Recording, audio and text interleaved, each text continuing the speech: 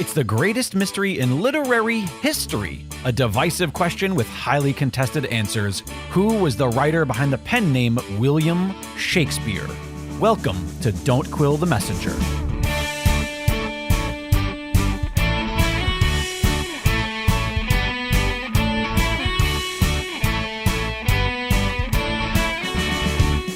Here's your host, Steven Sabel.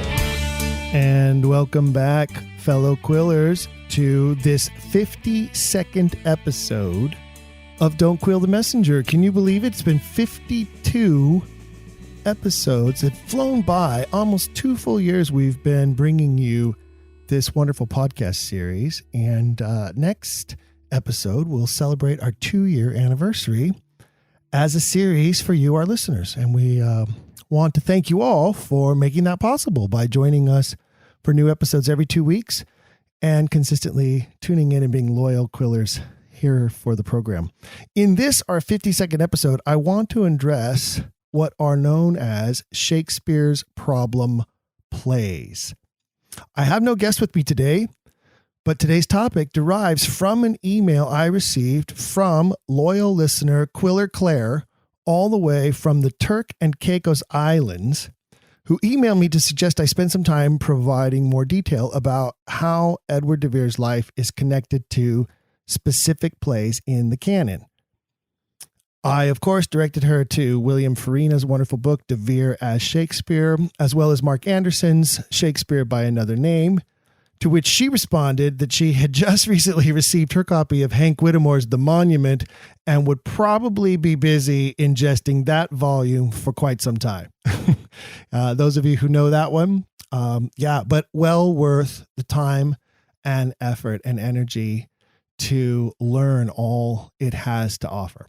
However, back to today's topic, I thought I'd combine Claire's request with the curious designation of certain of the Bard's plays as being quote unquote problem plays as a place to begin what I hope will become future episodes diving deeper into the autobiographical aspects of the Shakespearean canon, something that Jonathan David Dixon humorously portrays to excellence in this year's second place winner of the Shakespeare Oxford Fellowship Who Wrote Shakespeare video contest. If you haven't gone to the SOF website to watch the winners and finalists yet, you are definitely missing out on some wonderful entertainment, including his video where he lampoons the Stratfordians' flip-flop position about the autobiographical nature of the works. So the term problem plays, as it turns out, was first coined by a theater critic. His name was Frederick Samuel Boas, B-O-A-S. In 1896, he published Shakespeare and His Predecessors, sort of like a early version of Shakespeare and Company. He associated the problem plays with sort of an Heinrich Ibsen-esque type of style, in that the protagonist of the play is caught in a social dilemma that is more of the play's focus than the actual character. Classically, he named 3 of the Bard's work to his list: Measure for Measure, All's Well That Ends Well, and Troilus and Cressida. Since then, others have added to this list, and the definition of problem plays has sort of morphed into, any play presenting a moral dilemma for the audience, as well as for the character. And I'll tell you what I mean in a second. But I was surprised to learn that in many of the lists, Two Gentlemen of Verona was not considered a problem play. And I always felt that Two Gentlemen of Verona was a problem play because of the attempted rape that occurs, and then this instant forgiveness of this heinous crime. And I always felt that meant that always posed a problem for producing the play, a problem for the actors in the play, that it's a problem play. In another example of that might be that a lot of theater companies stray away from Merchant of Venice because the problem of the play can be the protagonist's problem, a problem with classifying the play as either tragic or comedic. That could be a problem. Or the problem has to do with the audience's sensibilities that have changed from Elizabethan times, such as the anti-Semitism in Merchant of Venice, or what many point to as the sexism in The Taming of the Shrew, which I tend to disagree. I think that's all about interpretation, and I believe it's all about how that play is produced and presented by the actors. But today we'll stick to Boa's original 3 plays, because my argument is that these are not problem plays in any way once you connect them to the life of the real author. I think it's true about a lot of authors' works. We understand the works better once we understand the life of the writer. And so Bo has tried to better define the term in his book, stating that problem plays were specifically designed to engross and or bewilder the audience while allowing them to decipher the plays for themselves. And that's a very paraphrased quote. So it's not really a quote, but that's the understanding. And I would argue that if these plays were first written for an audience of one, such as Queen Elizabeth, and then next in consideration was the courtly audience, then there would have been little decipher required by that audience, who would have been in some cases very intimately familiar with the circumstances of the writer's life. Edward's life, various occurrences at court intrigue, political meanings. I would venture they didn't need the decipher that, say, modern audiences such as you or I would need. And I say, when you look at these plays with this sort of map of Edward over the top of them, then that's your cipher. That becomes your answer to many of the questions. The more we can learn about the history of the time and the actual historical players involved, I think the more we can be like the intended audience. And thus our bewilderment at the play subsides, and the so-called problems of these plays then disappear. And I think that's what some of earlier scholars and even some modern scholars fail to see. And I think it's something that Oxfordians see quite clearly. And I think it's one of the reasons why we can be offended when somebody says, oh, you're a snob and blah, blah, blah, and you don't love the work. No, I think not to say we love the works more than Stratfordians, but I think we love them in a way Stratfordians are not able to, because they don't have the connective tissue that we have to the works. And I think that's one of the things I like to share with Stratfordians, is to say, just for a moment, be objective and look at it this way, and tell me if that doesn't make you enjoy it more and make you understand it more and make you realize, oh my God, the pain, the hurt, the love, the sadness, the anguish, all of the things that these magnificent characters feel and convey through this beautiful language, I think just means so much more. So I thank Quiller Claire, for suggesting this idea that we delve into these plays a little more deeply. And in the future, we'll go through some of them with guests who are experts in particular plays, or who have much more information about or knowledge of Edward's life than I do.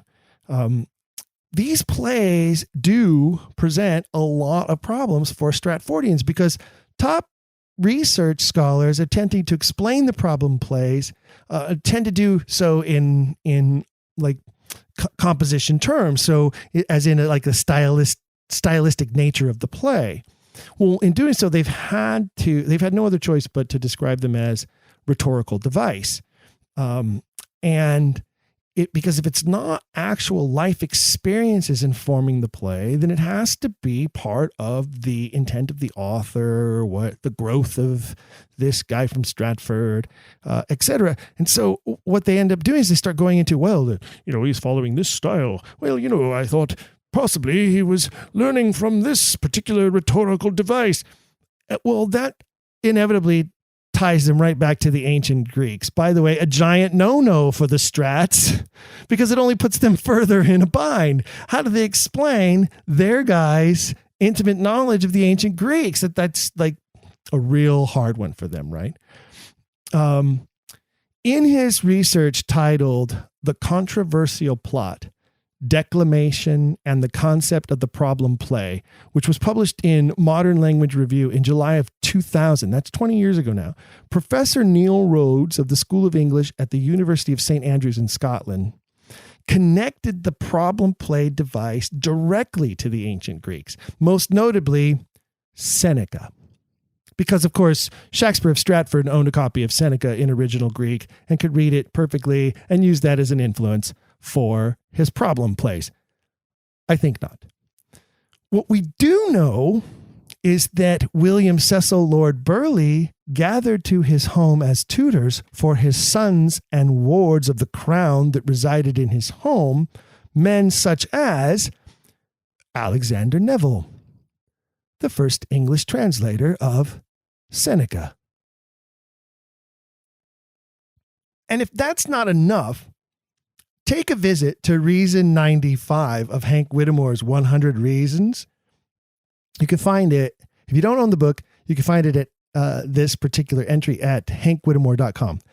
And you'll find Thomas Nash and his 1589 preface to Menaphon, where he refers to the Earl of Oxford as, guess what? The English Seneca, who has been forced to, quote, die to our stage, meaning to abandon the theater. But wait, don't rush your order yet, ladies and gentlemen. There's more. In the Journal of Renaissance Studies, November 2011, Rhodes himself commits 20 pages to Marlowe's debt to the Greeks, which of course makes perfect sense for the college-educated Marlowe, not so much for the man from Stratford. If the author is the Earl of Oxford, also as educated, if not more educated than Marlowe, we don't have a problem. Problem plays indeed. In the fall of 2005, Catholic law professor A.G. Harmon contributed his research titled Eternal Bonds, True Contracts, Law and Nature in Shakespeare's Problem Plays. It was part of Renaissance Quarterly, fall of 2005. Harmon argues in solid legalese, and that's not to disparage our fellow lawyer quillers out there, because we love you and we love your knowledge of Shakespeare's knowledge of the law. But here is a colleague of yours who uses the language of a lawyer to argue that Shakespeare's problem plays are all about the fulfilling of contracts, that the plays demonstrate a type of disorder caused by laws which were enacted in order to establish order that fly in the face of actual human nature, which is quite esoteric for a lawyer, quite honestly. He posits that chaos reigns in the world of these plays when characters act out against the law or their legal contract, and that order is then restored in the plays once the contracts are fulfilled. Well, this could very well be so. I'm not a lawyer, and I'd like to discuss that aspect with some of our lawyer scholars. But Harmon never explains why the author suddenly uses this method of playwriting or plot mechanism to send the messages of the play, or the impetus behind those messages, or even what the messages actually truly are in the context of this overarching construct that he says is about the natural order of things and the legal order of things. So I'm not buying it. This misses the author's point altogether in my mind. These are just a few of the scholarly minds that have found that their quest to solve Shakespeare's problem plays led them to a much bigger problem, the Shakespeare authorship question. And as they attempted to explain away the problem plays, they only further demonstrated that the problem can only be solved through knowledge of the life of the real author. And that's, of course, Edward de Vere. And so, speaking of our man Edward, let's look at how his life informed these plays. Because I think once you view the plays from that perspective, you get so much further enriched as not only a reader, but, as I have mentioned before on the program, I view it that way also as a director and as an actor as well when I'm performing a role in the plays. It means so much more to me to perform roles in these plays, having a sense of who they are supposed to represent in the life of the author. And it informs my characterization. It performs my physicality. It informs so much that I make choices about as an actor with regard to performing the piece, that I would feel like I was missing something if I didn't have that going into a Shakespearean performance. And, the history plays are a totally different aspect because obviously those are, Shakespearean, basically Tudor propagandist versions of real historical characters. And that's fine. And that helps inform the performances of those roles as well.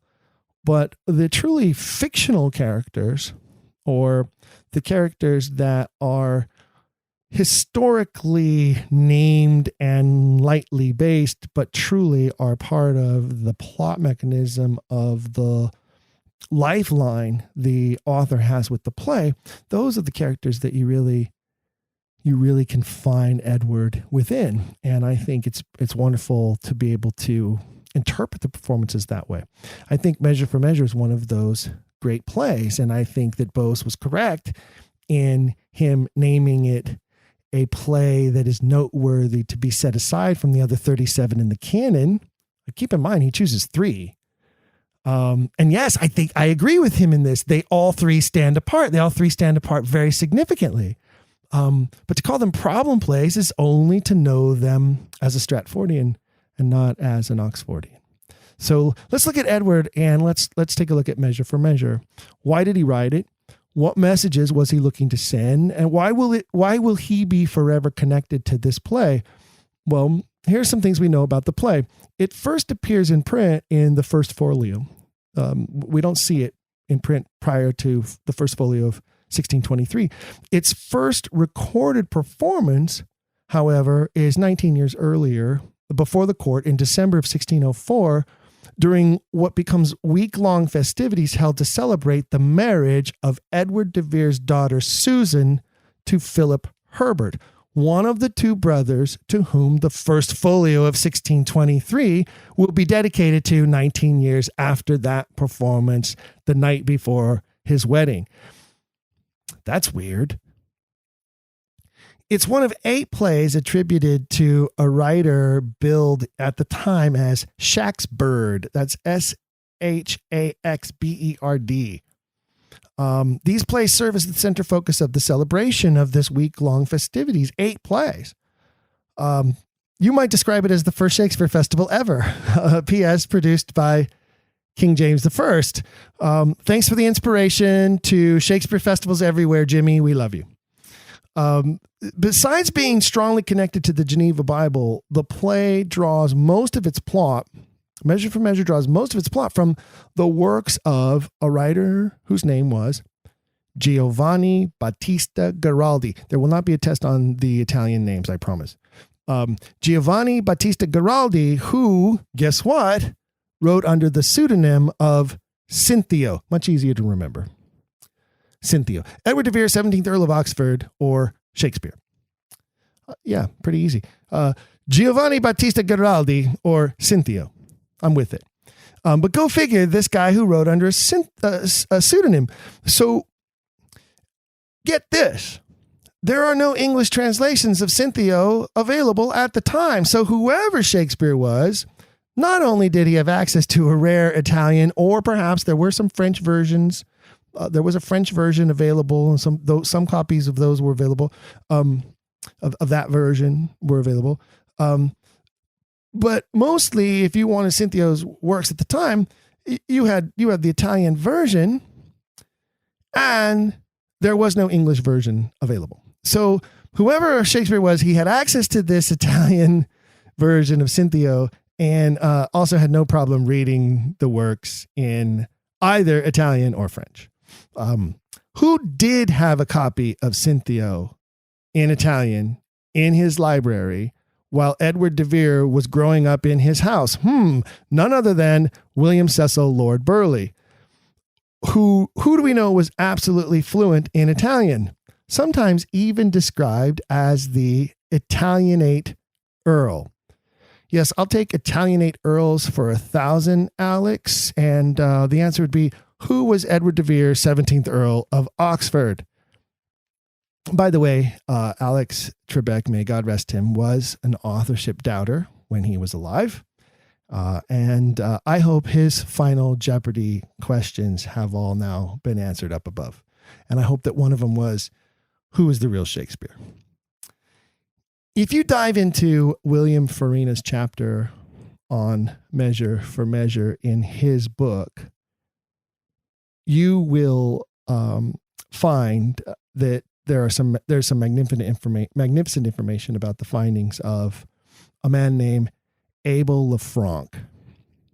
So Farina points out in his book, De Vere as Shakespeare, that Abel Lafranc in 1918, 2 full years before the Oxfordian theory was first born by J.T. Loney, he points out that the details of the characters in Measure for Measure are identical to occurrences in Paris between 1582 and 1584 at the French court, when, ironically, a guy known as William Stanley was there. Well, who the hell's William Stanley? Well, none other than another Edward de Vere's son-in-law, who actually witnessed the events that we see spelled out in the plot line of Measure for Measure, including the king going off on a pilgrimage, leaving the wrong guy in charge, the immediate sentencing of a death sentence that was too harsh of a punishment, the hypocrisy of this wicked guy in charge. Like all that stuff was actually really happening in Paris in 1582 through 1584, when William Stanley, who later marries one of Edward's daughter, was actually there. Now, Stanley, ironically, is also someone who authorship skeptics have proposed as a potential author of the canon. He's been put forth as one of the leading frontrunners beneath Edward de Vere, which I always said, well, duh. That just points more to our guy. Could Stanley have ended up with access to his father-in-law's manuscripts?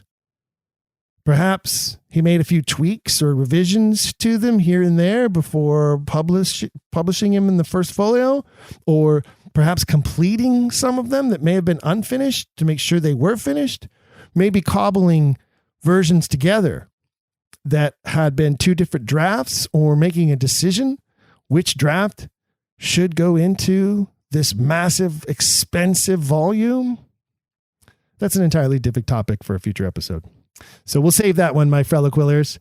But think about that one. And I got to write that down because I think that'll make a great episode. Was Stanley involved in any of the writing and editing prior to the publishing of the first folio? I'm going to have to ask some of my favorite experts what they feel about that one. Anyway, the strongest connection, however, between Edward's actual life story and the plot of Measure for Measure is that Edward was actually imprisoned, just like Claudio in the play, for illegal fornication. The play points out very clearly, especially through its very bawdy street characters, that P.S. everyone is doing it. And he means everyone is doing it. And at court, a lot of people were doing it with a lot of people they weren't supposed to be doing it with, including the queen herself. One big problem, our guy got caught when one of the queen's ladies in waiting and Vavassar got preggers by Eddie. That's how it happened, folks. And so here's our guy going, wait a minute, you're all doing it. I just happened to get caught and wasn't very good at the rhythm method or keeping a good calendar. That's not my fault.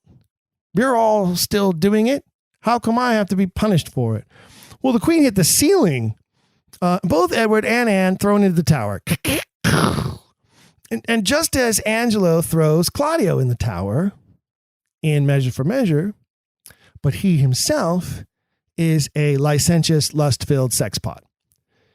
Could it be that Edward was poking the queen for being a hypocrite? In fact, he may have been one of several courtiers known for poking the queen in other ways, which gave him personal knowledge of her own sex-craved hypocrisy for throwing him into the tower. And perhaps her affinity for this, for him and his poking, shall we say his master jousting or his proper way of shaking his spear, was the source of the jealous action that brought her to punish him and his mistress so severely, which led him to say, hey, everybody at court's doing it. Why are you coming down on me? But wait, there's more. In Measure for Measure, the chaste nun Isabella escapes the lusty Angelo by switching places with another woman, thus fooling Angelo into believing that he's poking her when he's really poking someone else. A plot device that we've now come to know as the bed trick. Well, go figure. This little bed trick appears again in another problem play that we'll get to next. All's well that ends well. But remember, the bed trick. And isn't it ironic? 3 out of 37 plays called problem plays, both have happened to both which have in them the same plot mechanism known as a bed trick. Not a problem when you know that Edward de Vere, and this is how Farina writes it, quote, had his own unique associations with the bed trick. Well, that's an understatement because Farina cites 2 different sources that record Edward as having conceived his first daughter, Elizabeth, by being tricked into bed by his wife, Anne, whom, P.S., he married against his will, all the while by believing that he was sleeping with some other woman. That's weird. It's believed Lord Burleigh himself may have propagated this story in order to convince Edward to accept his firstborn daughter, Elizabeth, as his legitimate child, after what was a 5-year estrangement from his wife and child where he refused to acknowledge her.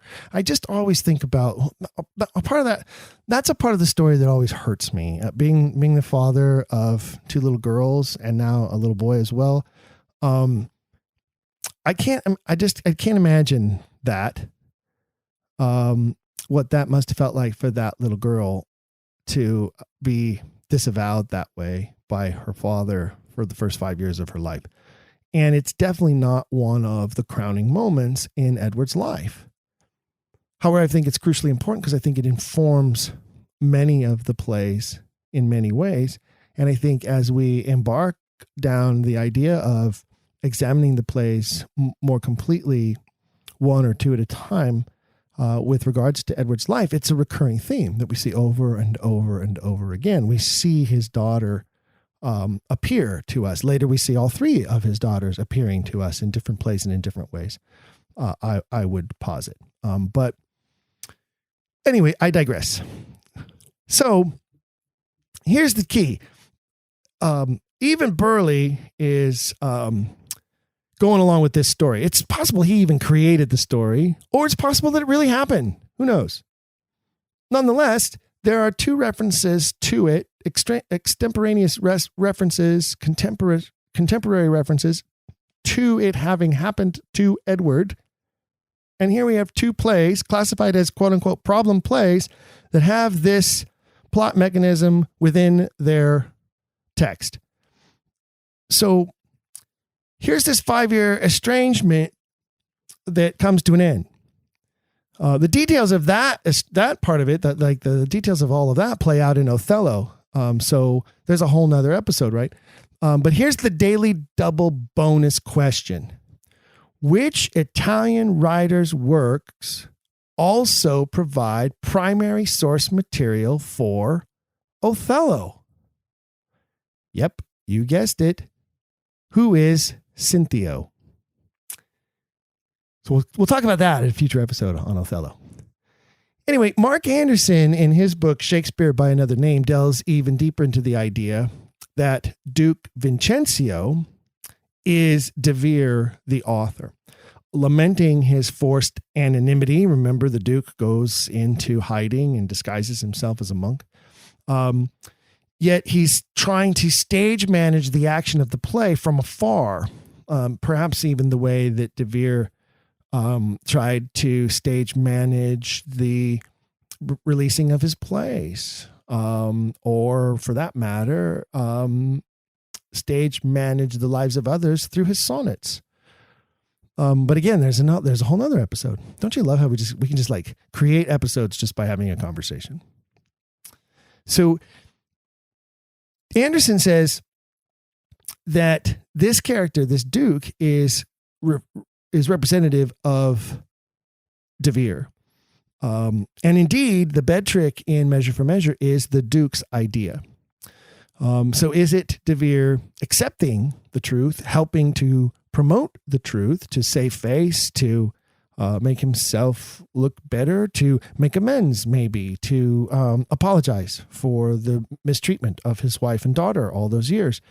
But to explore these connections further, you need to read Anderson's book, which ties so many of the plays to Edward's life, but more in the chronology of Edward's life rather than play by play, which is the way you find it in William Farina's book. So they're two great references for this exercise of delving deeper into the autobiographical nature of the plays, but in two different contexts and oftentimes in full agreement and sometimes not, as we'll see as we move on. So here we go.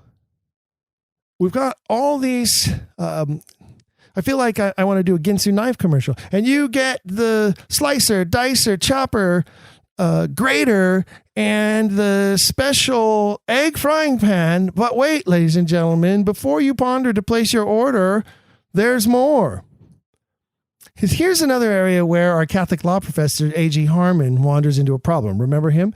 So Measure for Measure demonstrates great proof that the author was himself schooled in matters of law. And not just any matters of law, very distinct and detailed aspects of the law and legal proceedings. Things that Mark Twain pointed out that you don't just get from books, you have to have done it. You have to have lived through actual court cases of major noble bearing. Here's Edward de Vere, who sat on the trial of Queen Mary of Scots. So that's, I don't know, is there more? Can anyone name a graver moment in the history of legal proceedings than that one? I challenge you, Quillers. Send me your letters. But Measure for Measure, and Harmon finds this true, proves that the writer is a great legal mind. This is something the Strats still have a problem with. And the best thing they can come up, he may have worked as a law clerk for some of the quote unquote lost years. He may have been friends with a lawyer who told him stories and shared with him anecdotal evidence. Or here's my favorite. Come on, he picked it up by hanging out at the Mermaid Tavern of All Knowledge. That's where everybody goes to absorb their great wealth of information about all things, the Mermaid Tavern of Knowledge. Yeah, okay, because I've actually read that in Stratfordian biographies, and I go, what? This sounds like a Dungeons and Dragons game. Okay, so you go into the Mermaid Tavern of Knowledge, and then a cleric comes to you from the corner and whispers some great wealth of knowledge into your ears about the maze that you must seek to find the +3 sword of composing. I mean, it's ridiculous. Although, I don't know, I might make a good dungeon master. I'll have to check in with the Dragon Wagon guys, the Dungeons and Dragons Wagon staff on the Dragon Wagon Radio Network. That's another podcast if you're interested and you like role-playing that you might enjoy. Anyway, here's where they're stuck, right? The guy's a lawyer. How do you get that information? How do you get that knowledge? In the end, it isn't hard to see how King Jimmy would have enjoyed viewing this play the evening before a wedding. King Jimmy had his own scandalous aspects to him.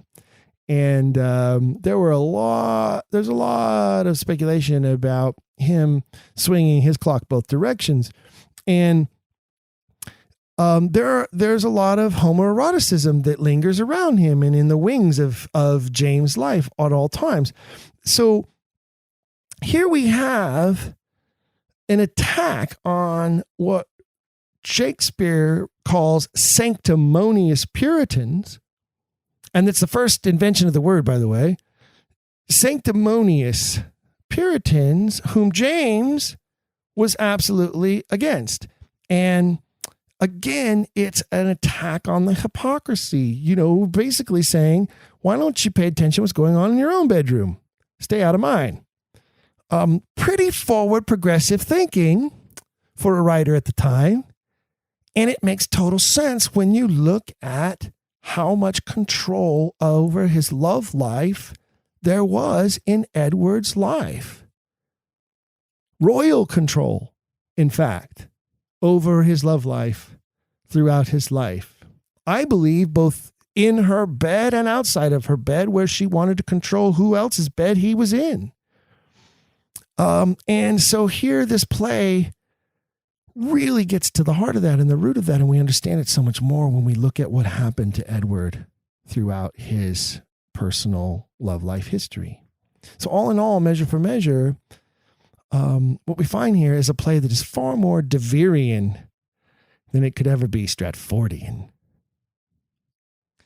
So before we move on to All's Well That Ends Well, because that's where we're going to go next, I want to remind you that the Shakespeare Oxford Fellowship website is a great source to find out more about all things Shakespeare authorship question. If you haven't already joined the email subscriber list that pops up in the box when you visit the site, you really should add your email to that list. The SOF never sells or gives its subscriber information to anyone, and you won't be pestered by endless solicitation of any kind. What you will receive is pertinent information about Shakespeare Oxford Fellowship happenings, research developments, special events such as online symposia, and breaking news regarding the Shakespeare authorship question. You will know about events that are going on in your area. You'll find out how you can get a Zoom group together and invite one of our expert speakers to share their information on a topic that you think would be interested in, a Zoom group that you might be a part of. If you're a member of, let's say, a Rotary Club that's still Zooming together for meetings, or you're a member of a book club who gets together and shares thoughts and ideas about various books, then why not add the Shakespeare Oxford Fellowship Speakers Bureau to your list of invited speakers, presenters, or authors who would be more than happy to come and make a presentation to your group via Zoom or the online format that works best. So I want to remind you of that, and I want you to please visit the Shakespeare Oxford Fellowship.org website for more information. If you go to the SOF website today and add your email to the subscriber list, you won't be sorry you did. Okay, many of us Oxfordians could debate all day long about the most autobiographical play in the canon. Hamlet. It must be Hamlet. I believe it's Hamlet. Oh, I don't know. I'm not sure that's true. Certainly, the canon as a whole is one big giant life story, and Hamlet plays a big part of it. And of course, it's always fun to go pirates. That's one of the great autobiographical moments in the canon. But I have to say that All's Well That Ends Well belongs near the top of the list. And here's some reasons why. All's Well is indeed a problem play for anyone who doesn't know that it's connected to Edward de Vere's life in so many ways. The Stratfordians can't explain why the author was attracted to a story they call odd and strange and a problem. Well, the reason they can't is because they're not seeing it, because they're not looking. They're not asking the right questions. William Farina points out in his book, the play also contains an enormous amount of detail about the history, geography, literature, and court customs of not only France, but also Italy. As if the author actually visited those countries during his lifetime. What? No. We already mentioned the unusual use of the bed trick in this play, but it sounds more uniquely home here in this play when we consider that a play by the title of The History of the Rape of the Second Helene was performed at court for the Queen on Twelfth Night, January 6, 1579. Most people believe that play was the earlier version of this play, and I'll explain that in a minute. But on January 6, 1579, Edward de Vere was 29 years old and in the height of his writing. William Shakespeare of Stratford was 13. Yeah. Now, I know people like to think that Shakespeare is a genius phenom. But writing All's Well That Ends Well at 13, I just can't see it. In All's Well, the heroine, Helena, tricks Bertram, the hero, if you can call him that, because he's much of a cad. She tricks him into sleeping with her in order to make him her husband. In that sense, it's actually Bertram who is sexually taken advantage of, isn't it? They get him drunk. They lure him into a bedroom. He thinks he's going to be with someone else. Another woman comes in and takes advantage of him. Sounds like sexual assault to me. However, we view Helena as this very strong female character, and we should, because the other qualities that she exhibits are so wonderful. And we have sympathy for her. Right or wrong, what she does, what we want her to succeed, even though Bertram is, for all intents and purposes, quite an asshole. But for some reason, we want the heroine to get the asshole, I guess with hopes that she will somehow change him and make him less of an asshole. But anyway, I think she stands out above so many other women in literature for other reasons, and that includes her knowledge of the court, of the politics of the court, and of course, her knowledge of medicine. These are qualities that are unrivaled by most heroines of the time, if any. So here also we have a play that has an Italian source that, guess where it could be found? In the library of William Cecil Lord Burleigh in its original Italian.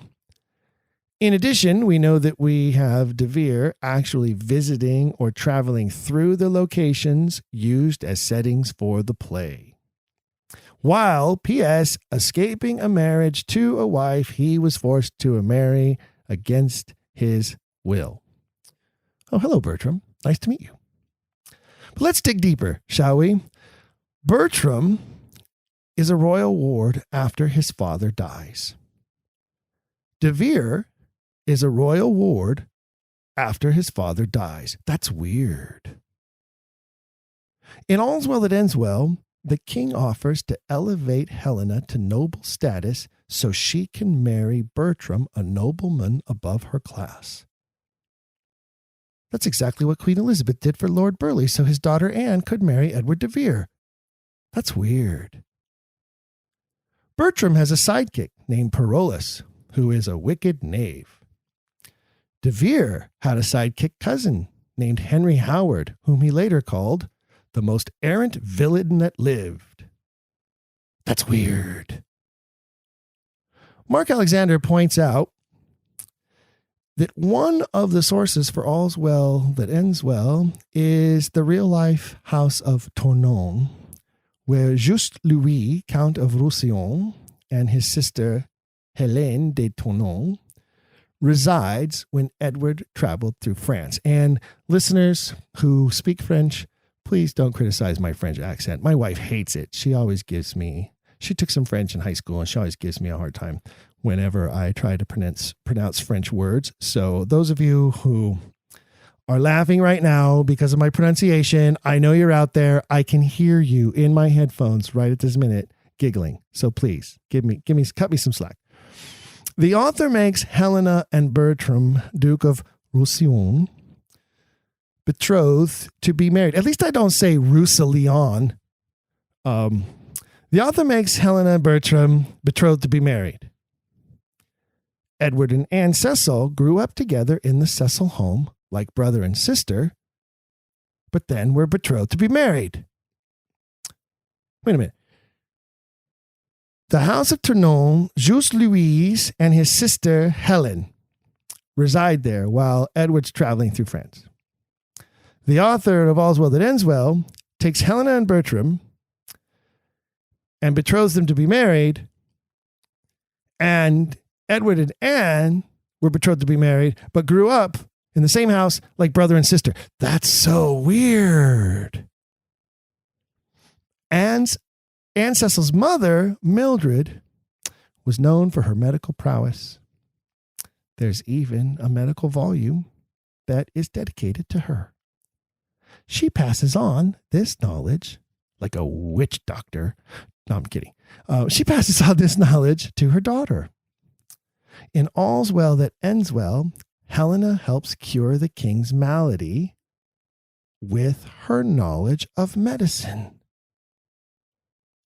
Just too weird. Wow. Look at the time. We have already nearly reached the end of the hour. And I don't think we're just going to have time to get to number 3 on the list. Sorry, Quiller Claire and the rest of you Quillers. We'll just have to give Troilus and Cressida its own episode, including questions such as, why does it have such a mysterious performance and publishing background? What's with the weirdness of its placement in the contents of the first folio without its placement in the table of contents of the first folio, and shoved in between two classifications as if it were meant to be in a class of its own, thus helping to make it a problem play. Except then, if you look at the original title of the play, the tragedy, Tragedie, because that was a very common spelling of the word at the time, of Troilus, actually spelled with a Y, meaning, the man of Troy. So the original title, The Tragedy of Troilus and Cressida, clearly marks it as a tragedy. So why is there any question as to how this play should fit into the canon? We're going to ask those questions in a future episode. But why wait until the next episode is released to enjoy asking some Quiller questions? Join Quiller Claire and Quillers around the globe in sharing your thoughts, comments, suggestions, and yes, criticisms by reaching out to us through dragonwagonradio.com. Drop us an email. You might inspire the next episode. We'd love to hear from you.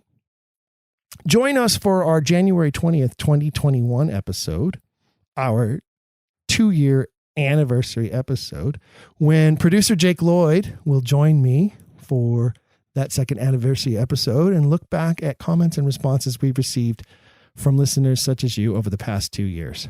We'll feature comments from Quillers around the globe, including places like Sweden, Portugal, and Chile. Listeners from Canada, the East Coast, the middle of the country, and the West Coast.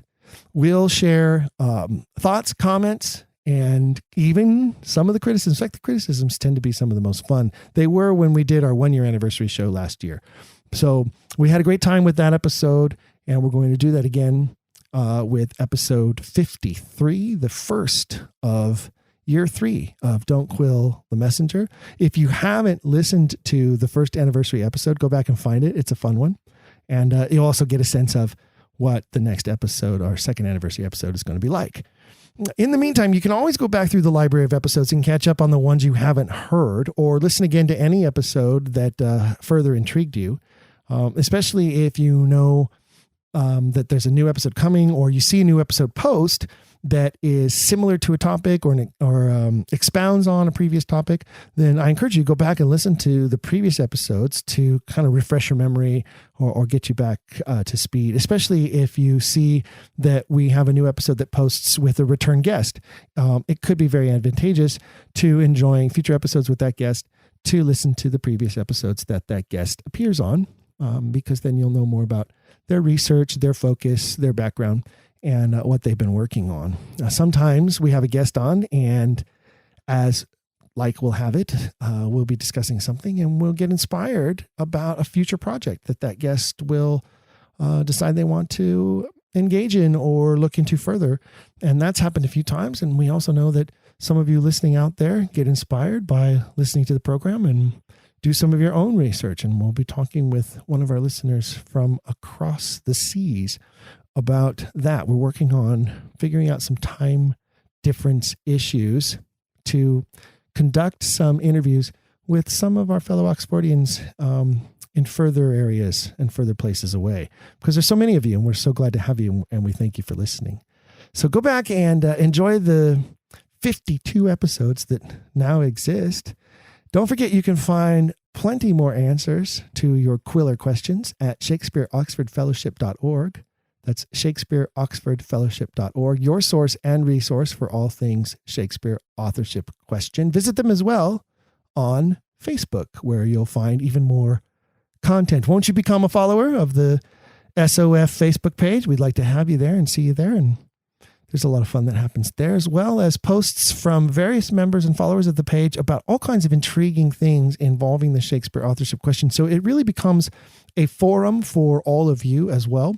So I encourage you to please go there and take a look around. I think you might find a few interesting things, if not even just a few fun memes that we post from time to time at that location. We want to thank the generous sponsors of the Shakespeare Oxford Fellowship who support the program, and encourage you that if you do want to support the program, you can do so in a few different ways. You can go to dragonwagonradio.com and buy some Quiller swag. We have hats, t-shirts, mouse pads. No, I made that up. But there are cool Quiller masks, and I have mine. I have 2 of them, in fact, so that I can launder them and wear them in rotation. And I can tell you already, people have asked all kinds of questions about the mask behind the mask behind the mask. It's a really cool face covering that is our logo, which shows Edward peering out from behind the Stratfordian Droschet engraving. And then you put that over your own face, and it becomes a great topic of conversation for people who are interested in that. And then you can tell them all about the authorship question, which I find more and more people are more and more intrigued and more compelled to learn about the mystery than to dismiss it. So keep sharing this position, this truth with friends and family, people you know. And a good way to do that is to turn them onto the podcast. You can send listeners our way. Then you don't have to explain anything. You can say, oh, if you're really interested in this, here's a podcast you should listen to. Direct them to a couple of your favorite episodes. Only you know how your friends and family are going to respond to this and which episodes might intrigue them most to get them sort of started. You know the white Zinfandel of the people in your life that will eventually get them to enjoy a lush Cabernet Sauvignon. If you're a wine drinker, I hope you understand that reference. If you're not, then you can wean your relatives off of Coors Light and into an IPA. You can. Is that a bad reference? I don't know. I think they both work if you're somebody who drinks either wine or beer. If not, think of it as art. Some people have to learn to like certain kinds of art. But there's always a doorway somewhere that helps them develop their palate, as it were. So please introduce your friends to the podcast by tuning them into specific episodes that you think they might be interested in. And we have a few feature shows, let me say that again. We have a few future shows already lined up, thanks to our generous donors and sponsor, Shakespeare Oxford Fellowship. And as we work as the schedule, we'll work on that schedule, and we'll make sure to fit in an episode on further exploring the third play in this classic triumvirate of Shakespeare problem plays, The Tragedy of Troilus and Cressida. I promise we'll get to it. There may be a guest who wishes to join me. I'm going to throw it out there that my guess is we can convince our favorite guest and friend, Dr. Earl Showerman, our Greek expert, to come on an episode and talk about Troilus and Cressida and how it connects further to De Vere's life, including, I say that a big part of that connection is that Troilus and Cressida is proof of the authorship like no other, because of the enigma of it and the history of it and the weirdness of how it's released and then not released and then introduced a different way and then put into the folio almost last minute. I think some of those are clues as to the authorship and why. So that's one of the arguments that I would like to make when we do go further into an episode and explore that play. I'm sorry we didn't get to it today, but we will save it for another episode. Be sure to tune in January 20th, 2021 for our second anniversary episode. Jake Lloyd and I will review your comments, your suggestions, and your criticisms for that episode, and then we'll move on into 2021. Happy New Year to you all, and I hope you enjoyed tonight's program without a guest, or today's program if you're listening in the daylight. And I just want to thank you one last time for being a Quiller and for taking the show with you and downloading it or streaming it to your device to enjoy. We hope that you remain a loyal Quiller. And until next time, my fellow Quillers, say it with me, keep asking questions. If you've enjoyed today's episode, please leave a rating and review in your podcast player. For even more, visit our website, don'tquillthepodcast.com. There you can find official merchandise in our shop, as well as a link to our Patreon. This show is made possible by people like you. We hope you'll consider showing your support by becoming a monthly patron, where you'll receive bonus material and tons of exclusive perks. You can also join in the conversation on our Discord and by following us at Don't Quill the Pod on all social media. All of this can be found at don'tquillthepodcast.com, don'tquillthepodcast.com.